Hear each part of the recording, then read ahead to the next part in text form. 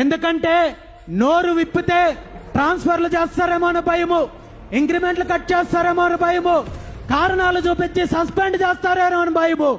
ఉద్యమం చేస్తే తన జీవితాన్ని, తన కుటుంబము రోడ్డు మీదకి వస్తుందనే భయంతో ఈ రోజు బీసీ ఉద్యోగస్తులు అనేక డిమాండ్లు, న్యాయపరమైన డిమాండ్లు ఉన్నప్పటికీ కూడా నోరు మెదపలేని పరిస్థితి ఈ రోజు బీసీ ఉద్యోగుల్లో ఉంది.